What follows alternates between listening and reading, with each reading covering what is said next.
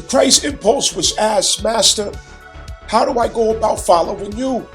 So the Christ impulse replied, any who will follow me, let him first deny himself, pick up his cross, and follow me.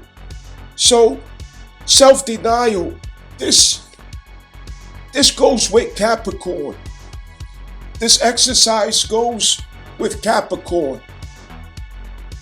And Capricorn is between Sagittarius and Aquarius. Let's clarify that.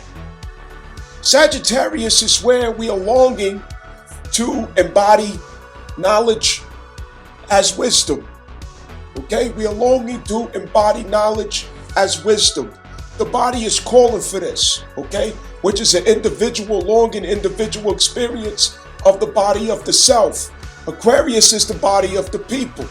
Understand that. Universal consciousness that we have to get to on the other side. So Capricorn is a mountain that you have to go up. You have to ascend that mountain. You have to climb that mountain. And you have to come back down that mountain after that victory. And you have to share what you learn en route or process of climbing that mountain, the hardships, the difficulties. That is those particular experiences that it took in order to incorporate, embody, or demonstrate that conviction that was in the body in the consciousness of Sagittarius, where you stood with that thought or idea or conviction of truth. Okay? This was the claim of the self. Now, Capricorn is how you make this a reality. It's how you make it something realistic or true of what you claim. And so in doing so, we learn many lessons about the self. We confront the flesh. We confront the aspects of the self that are weak, the aspects of the self that would deter us from being able to materialize that truth into reality as an expression, embodiment, or something that we exemplify. So in the processes of discipline, order, structure, self-denial, humility, consistency, due process, the long-term commitment that we have to endure through Capricorn journey. That is to scale that mountain, which is an ambitious feat. It is a feat of our ambition, of consistent effort. And there's much resistance as we are scaling that mountain. And because of that, it includes many experiences that not only causes us to be disillusioned, but it causes us to find wisdom finally, which is experience that comes in contrast with the convictions internalized. And so you are then embodying that wisdom as you go through these necessary processes of resistance, difficulties, challenges, setbacks, blockages, disappointments, delays, denials, so on and so forth. All of that goes with the Saturn nature of Capricorn and the mathematical process that insists on correct numbers. It insists on correct figures. And if you don't have correct numbers, if you don't have correct figures, back to the drawing board, wash, rinse, repeat. And yes, you develop wisdom, strength, stamina, maturity, and understanding as you scale that mountain. On the other side is the qualification of the self that now has a universal understanding because it got itself out of the way. It's a view from the top of the mountain, and the view at the top of the mountain is you being able to perceive life without your lower desires conflicting what you are seeing with what you are seeing, obscuring the view with what you are perceiving. Okay? Without it contaminating the meaning that you are picking up and what you are reading of an environment, a journey, a process, or a contract. And so you come down off the mountain with that value.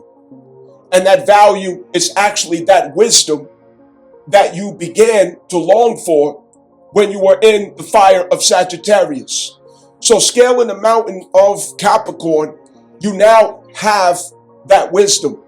And you have to come down the mountain in order to distribute that wisdom with others, to share it with others.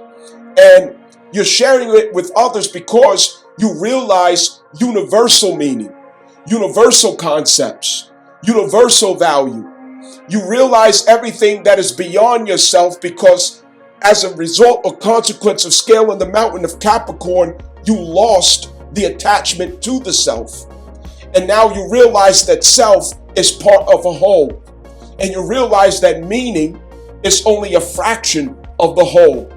And it means nothing if it is not part of the whole. Understand that. And so with this wisdom, you descend off of the mountain of Capricorn, scaling down in order to share that.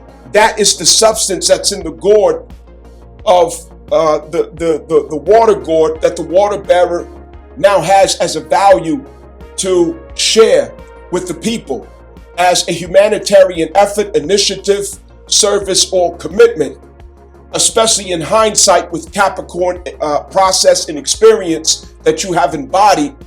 It also makes you one who is capable or in position to manifest with others because of that experience as well. And so this is really what we're trying to get to the other side of concerning Aquarius, where the next phase of transformative power in out of bounds Pluto is ready to meet us with how we all collectively are going to align with what this world or humanity is going to mean for us starting with 2026 and beyond. We are the ones who's bringing in that meaning. And every individual has to scale their own mountain, come down off of their own mountaintop at the end of the day in order to share and bring it all together that this is what we have available to us and this is what's possible for us now that we have gotten ourselves out of the way. Understand that.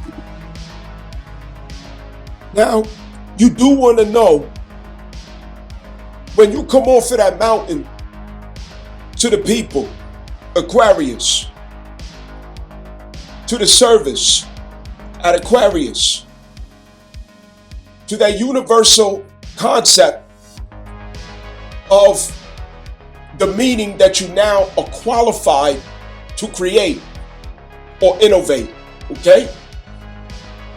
What does that placement look back at you and see? Or what do those of that placement, those persons of that placement, what did they look back at you and see? What they look back at you and see is your character. What they look back at you and see is what you are qualified to manifest. They look back and they're able to see your capacity to fulfill duties and responsibilities around what you claim of that Sagittarius flame in you. So the Sagittarius flame in you is qualified by Capricorn.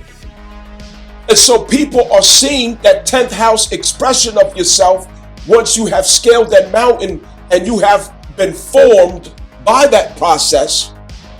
In other words, you have cast a particular character about yourself as a result or consequence of the seasons that you endured in that process, and it gains or loses the trust of those at that Aquarius placement. So those of that Aquarius placement or 11th house, they either will trust you or they will not trust you based on how you performed going up that mountain and descending down that mountain. And so that is the influence or notoriety. That's the image and character that you stand in, the reputation that people hold to you. And it's the character and image that people see about you consistently that you really are capable of or not.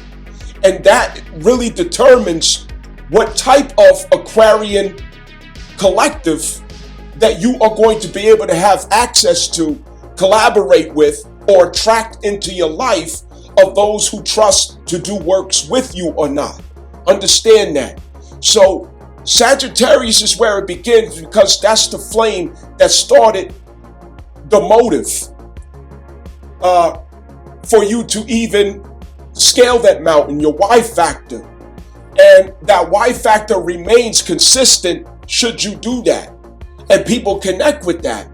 But what makes it much greater is the fact that you went through all of those seasons and processes of enduring, scaling that mountain of the 10th house or Capricorn, where you have embodied the characteristics that makes you trustworthy, or reliable, dependable, or of a qualified and competent person based on the embodiment of wisdom that only Capricorn could have offered Sagittarius from that view. And on the other side is Aquarius, where you are that finished product coming together with others who have also scaled that mountain. And now there's something that you can accomplish together that will benefit all of humanity.